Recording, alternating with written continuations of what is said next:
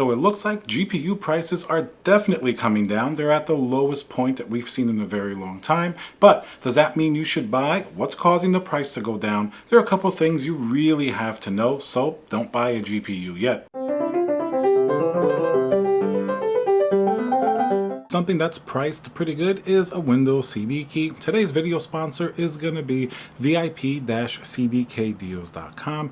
Very simple process. You can get a Windows 10 Pro CD key and remember to use code CC20 for a nice discount. Hey guys, Tiago with Classical Technology here. Remember to subscribe and smash that like button. They say every time you do, a GPU goes down another $1 in price. So definitely make sure you smash that like button a lot of times because we're going to need it. So let's talk about GPU pricing specifically. For most of this GPU shortage, we've been talking about the availability of GPUs, but now that isn't as much of a problem as the actual pricing of the GPU is. For a very long time, especially last year in the beginning, you couldn't even find a GPU for sale anywhere. Forget about the price. The couple that were popping up on the secondhand market, like on Facebook Marketplace or eBay, were really outrageously priced. I mean, we saw even something like a 3080 go up to over $2,000. That's basically around triple its MSRP. Definitely pretty crazy.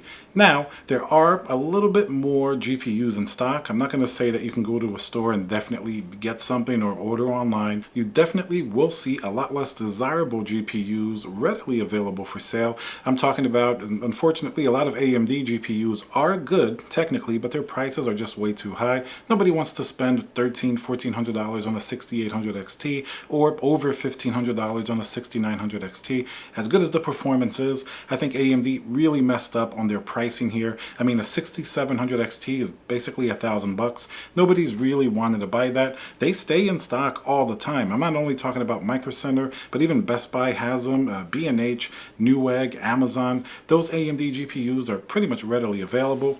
Nvidia, on the other hand, since it has been preferred by gamers and, of course, the crypto mining market, which has a massive impact on availability and pricing, those generally have sold out pretty quickly, but we are seeing the less desirable GPUs at higher prices stay in stock longer. For example, the 3080 Ti, as good as a gaming GPU that it may be, some of the 1800 plus models really aren't selling very well. You can find them pretty much any time of day in stock in various locations depending where you live. For example, I just saw that at Best Buy, the 3080 Ti Tough, that shows you it's a little bit of a sale. Of course, it's not anything big. Probably still doesn't make any sense to buy this GPU, but at least on the 3080 Ti Tough, they dropped the price. I mean, it's not going up, it's not staying the same, it's going down because nobody's buying it. It's not really a very attractive card for gamers because it's very expensive.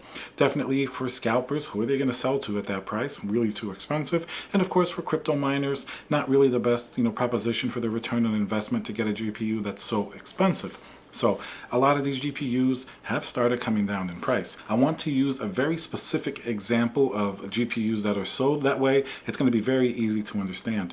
Ant Online, they're a seller that, they sell EVGA bundles pretty much. If you buy like a 3070 Ti, they're going to bundle a power supply, they're going to bundle a keyboard and mouse, pretty much similar to what Newegg does, but these are going to be exclusively sort of like more EVGA products. Everything is branded EVGA, like the mouse, keyboard, power supply. Generally, the prices here, you can tell that if the demand is really high, they sell out really quickly even with high pricing. For example, now this is where we're going to see how much the price has declined.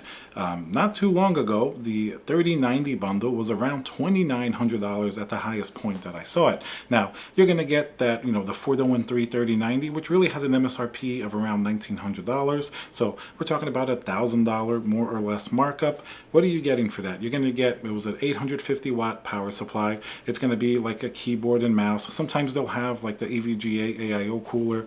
If you're looking to build a PC, some of these things can be useful, but certainly not at $1,000 markup. They may be worth $100 to $200, maybe something like that. So you're still overpaying by like at least $700.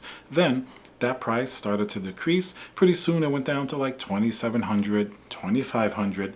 Now is the lowest that I've seen it at around $2,300, which is still pretty expensive, but it's only around $400 more than the MSRP, and you're talking about getting some other components with it, like a power supply. So technically, if you need those, it could maybe come out like $2,100, $2,200. So it's not that far from MSRP. At least it's getting closer. And the other thing, it stayed in stock at that price considerably longer than the more expensive ones did, because the demand really died down a considerable amount. So then the golden question: why did the demand die down? Why have prices begun to go down? Are Nvidia producing more GPUs? Are gamers finally satisfied? Does every gamer have a GPU?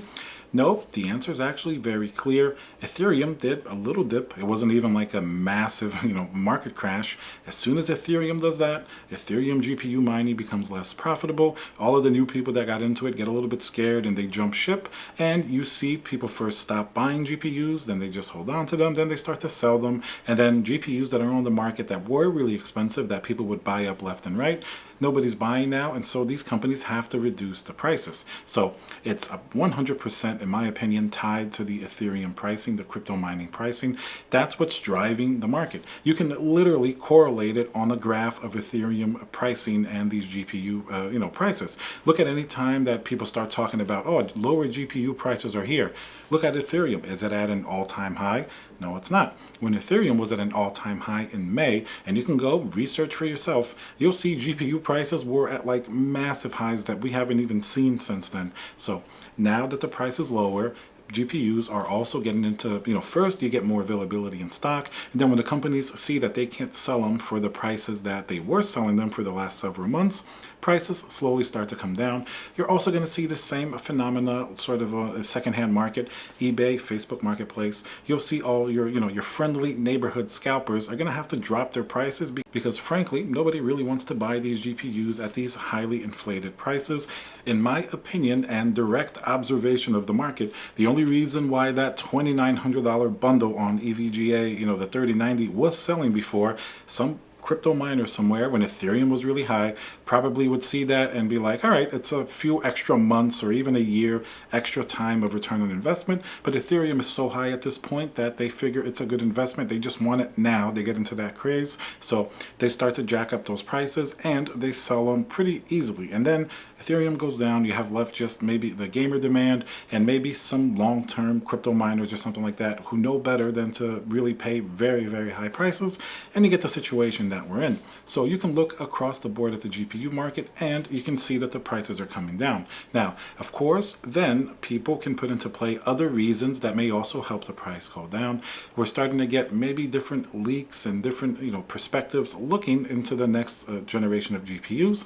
For example, the Intel Arc supposedly will come out this year. Maybe they're going to produce around 4 million GPUs. That's going to help at least the lower to mid-range of the market, we hope. Even though 4 million GPUs seems like a lot, it really isn't. While Nvidia and AMD sell a considerable amount every quarter and we haven't been able to keep up. But anyway, another player in the market, that's certainly going to help, at least on the lower end, I believe, of the GPUs.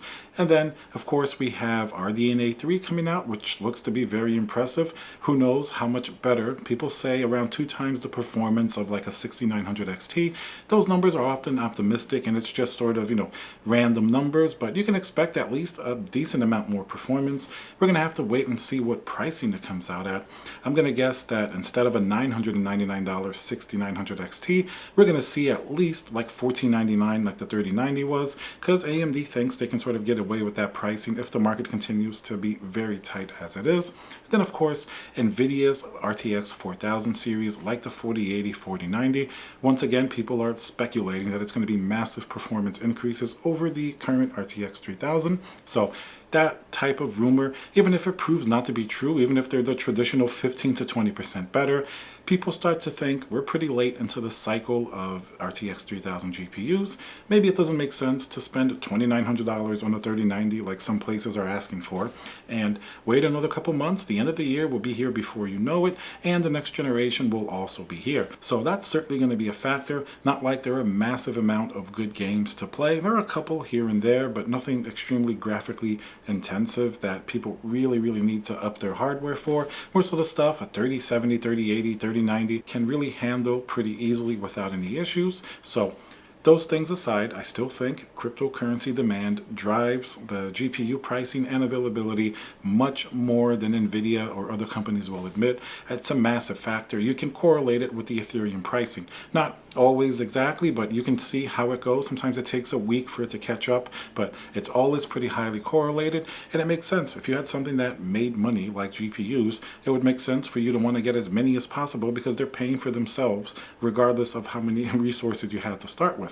While a typical gamer, you'll buy one GPU, maybe hold it for a few years. So the difference is certainly staggering, and I really think it has a big impact. And all you have to do is be an objective observer. Look at 2017, we had a massive GPU craze, not nearly as bad as it is now, especially combined with everything that's happened during the last 2 years. But GPUs were still difficult to get in 2017 because crypto mining was really high. As soon as that disappeared and crypto winter, took place, people really had no problems with GPUs in 2018, 2019. All right, guys, so let me know what you guys think. Have you been noticing cheaper GPU pricing? I mean, look around. I think they're definitely cheaper. The next step is probably going to be like a more widespread availability, and then prices will continue to go down unless I think crypto goes back up for a boom before, the end of the year. Then you'll see the market tightening again. We'll see if that proves to be accurate. So remember to subscribe, smash that like button, and I'll see you guys on the next video.